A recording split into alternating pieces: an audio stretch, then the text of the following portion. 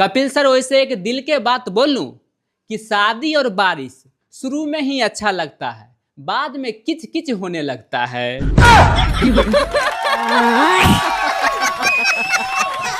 Kapil sir, आइए हम लोग कुछ बचपन की यादें ताजा कर लेते हैं। वाह जी, बोलिए प्लीज। अभी के दौर में तो 5G 6G आ चुका है, फिर भी सही से नेटवर्क नहीं पकड़ते रहता है। लेकिन बचपन में पापा एक ही थप्पड़ लगाते थे, उसी में 10G पकड़ लेते थे। उसके बाद वो पूछते थे, बता सही से कि रेडियो को किसने खराब किया? पापा, मैंने किया।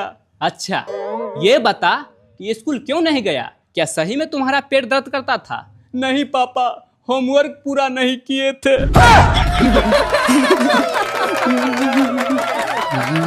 अक्षय सर, मोबाइल का चर्चा हो ही रहा है तो आइए कुछ आगे भी चर्चा कर लेते हैं।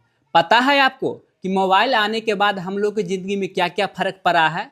जैसे देखिए, मोबाइल आया कैलकुलेटर खत्म, मोबाइल आया घड़ी खत्म, मोबाइल आया कैमरा खत्म। अगर गलती से मोबाइल आपके बीवी के हाथों में आ गया तो समझिए आप भी खत्म।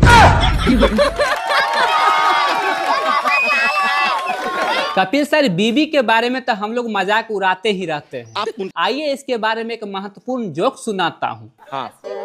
अच्छी बीवी ना कभी तंग करती है, ना कभी पैसे मांगती है, ना कभी शॉपिंग के लिए बोलती है, और ना ही इस दुनिया में पाई जाती है।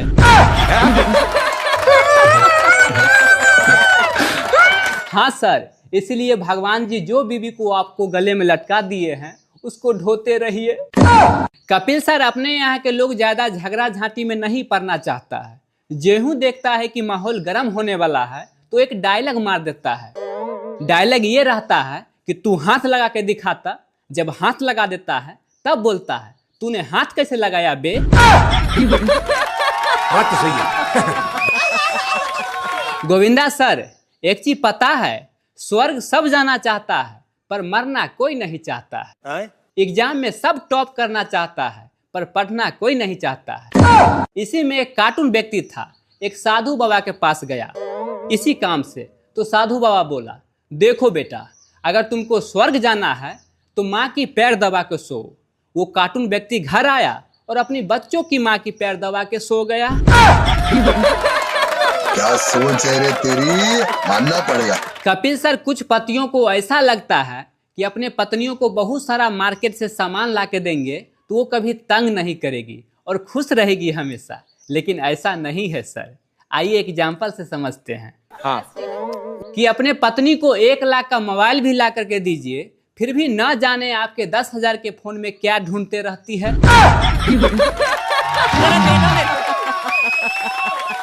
अजय सर, अभी अपना देश में सभी लोग अंग्रेजी झाड़ते रहता है, सोते उठते बैठते खाते पीते। हाय, हेलो, हाउ आर यू, हमेशा मतलब अंग्रेजी झाड़ते ही रहता है। हाँ, तो उसमें क्या है? तो मैं उन लोगों से कुछ कहना चाहता हूँ कि कितना भी अंग्रेजी सीख लीजिए, जब कुत्ता आपके पीछे पड़ेगा तो हट हट ही बोलना पड़ेगा। एक्सक्यूज मी से काम नहीं चलेगा।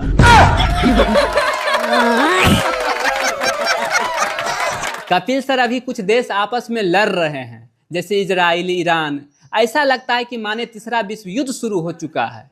तो ऐसे हालात में एक डायलॉग बोलना चाहता हूँ। वाह जी, बोलिए प्लीज। कि बीवी अपनी हो या पड़ोसी की, सबसे प्यार कीजिए।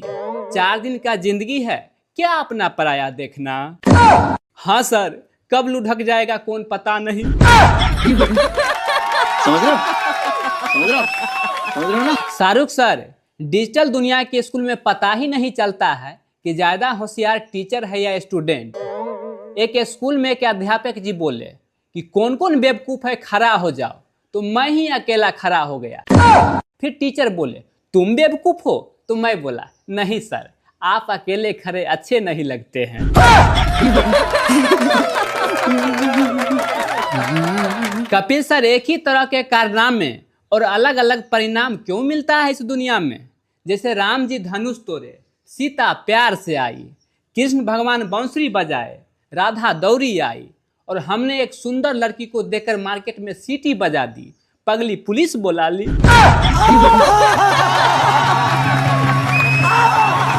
काजल मैम, हम लोग जीवन में किसी से डरे या न डरे, किसी को इज्जत करे या न करे, कोई फर्क नहीं पड़ता है। लेकिन जीवन में दो लोगों से हमेशा डरना चाहिए और उसको इज्जत भी करना चाहिए। पहला भगवान से और दूसरा डॉक्टर से, क्योंकि भगवान नाराज होते हैं तो डॉक्टर के पास भेज देते हैं, अगर डॉक्टर नाराज होते हैं तो भगवान जी के पास भेज देते हैं। सर, दुनिया के सबसे बड़ा कठिन काम है भाड़ में जाना। हाँ सर, क्योंकि ना तो इनका कोई प्रॉपर एड्रेस है और ना ही कोई सवारी।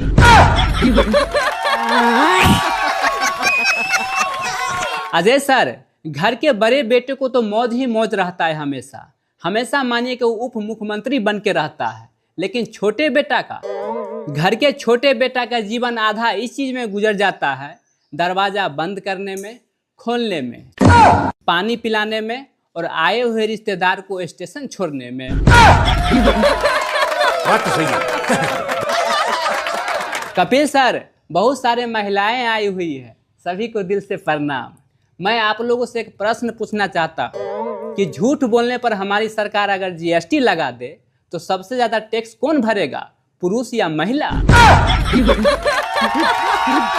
खतरनाक लोग हैं। कपिल सर, गर्मी का मौसम आ रहा है, अब देखिएगा सभी लोगों को दो ही समस्या रहेगा कि कपड़ा धोते ही सूख जाएगा और पहनते ही भीग जाएगा।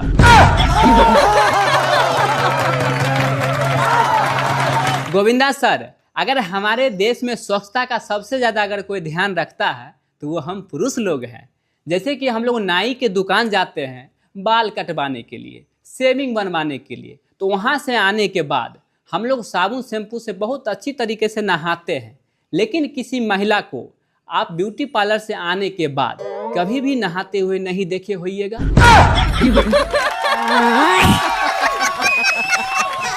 अजय सर, अभी के दौर में अगर किसी लड़का को किसी लड़की से प्यार हो तो जल्दी से ही शादी कर लेना चाहिए, क्योंकि जमाना बदल चुका है। हाँ।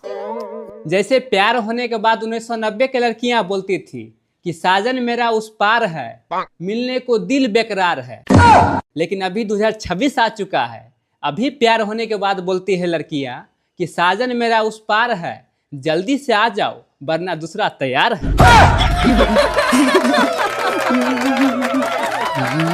लेकिन गोविंदा सर, कुछ लड़का इस डायलॉग में जीता है कि पहले इस्तेमाल करो फिर विश्वास करो।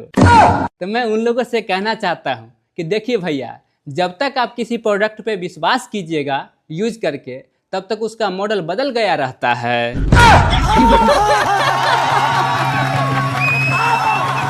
अक्षय सर, नौकरी और छोकरी अपनी पसंद का होना चाहिए, क्योंकि आने वाला पूरा जिंदगी बीवी के बर्तन मांजने, उसके हिस्से कपड़े खींचने और ऑफिस में बॉस के हाँ में हाँ और ना में ना मिलाने में जाएगा। और ये सब तभी कोई झेल पाएगा जब अपनी पसंद का नौकरी और छोकरी हो। बात तो सही है।